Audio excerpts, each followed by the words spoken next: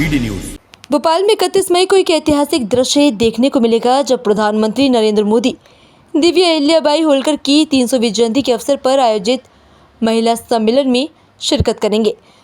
Jamboree मैदान में होने वाले इस भव्य आयोजन में करीब 1 लाख महिलाओं के शामिल होने की उम्मीद है। सबसे खास बात यह है कि सम्मेलन की पूरी जिम्मेदारी फ्रॉम मंच संचालक से लेकर सुरक्षा, ट्रैफिक और मीडिया मैनेजमेंट तक महिलाओं के हाथ में होगा। इसे महिला सशक्तिकरण का नया प्रतीक माना जा रहा है। प्रधानमंत्री के आगमन को लेकर सुरक्षा व्यवस्था चाक चौबंद कर दी गई है। करीब 3000 पुलिसकर्मी सुरक्षा में तैनात किए जाएंगे। वहीं भोपाल पुलिस कमिश्नर हरिनारायणचारी मिश्रा ने अधिकारियों के साथ सुरक्षा तैयारियों की समीक्षा की। शहर के आउटर इलाकों में सख्त चेकिंग, होटलों और सार्वजनिक स्थानों पर तलाशी अभियान और ड्रोन या अन्य उड़ने वाले उपकरणों पर सख्त प्रतिबंध जैसे कदम उठाए गए। इस महिला सम्मेलन के जरिए मध्य प्रदेश सरकार अपनी महिला सशक्तिकरण योजनाओं की झलक भी पेश करेगी। मुख्यमंत्री डॉक्टर मोहन यादव और उनके मंत्रिमंडल के सदस्य आयोजन स्थल का दौरा कर तैयारियों का जायजा ले चुके हैं। वहीं भारतीय जनता पार्टी ने भी इस आयोजन को ऐतिहासिक बनाने के लिए पूरी ताकत झोंक दी।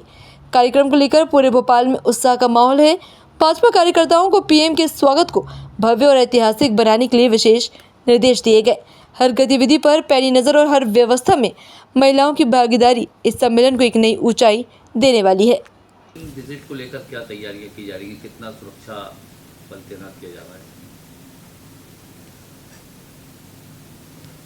आगामी कार्यक्रम को लेकर के पुलिस ने व्यापक तैयारियां की हैं और इसके मद्देनज़र लगभग 3000 का अतिरिक्त बल भी बुलाया जा रहा है। और साथ ही साथ इस सुरक्षा व्यवस्था में जो सुरक्षा व्यवस्था से जुड़ी हुई जो उच्चतम सुरक्षा व्यवस्था के मद्देनज़र जो भी उसके एसओपी है, जो निर्धारित प्रक्रिया है, उसका पालन सुनिश्चित कराया जा रहा है। और साथ ही साथ इसकी जो संबंधित जो जांच और अलग अलग प्रिवेंटिव जो कार्रवाइयाँ हैं वो पुलिस ने शुरू कर दी है। इसमें क्या पैरामीटर तय किया गया है, कितने किलोमीटर तक के दायरे में?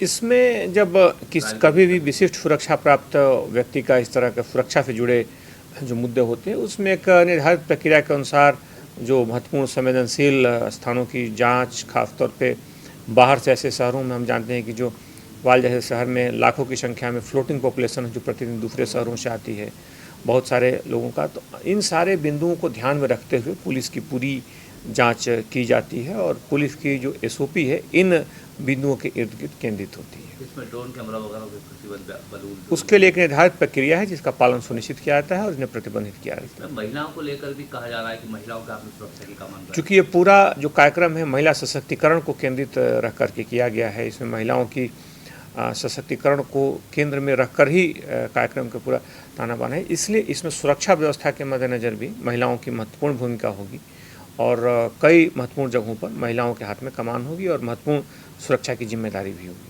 सड़क हादसा एक भीषण हादसा हुआ, एक हादसे में गंभीर घटना हुई। प्रथम दृष्टया उसमें कारण ओवर स्पीडिंग माना जा रहा है। घटना रात के 2-2:30 बजे के बाद की है और इस घटना में खासतौर पे ओवर स्पीडिंग के कारण दुर्घटना हुई है। घटना के बाकी विभिन्न कारणों की जांच करके उसमें कार्रवाई की जाएगी।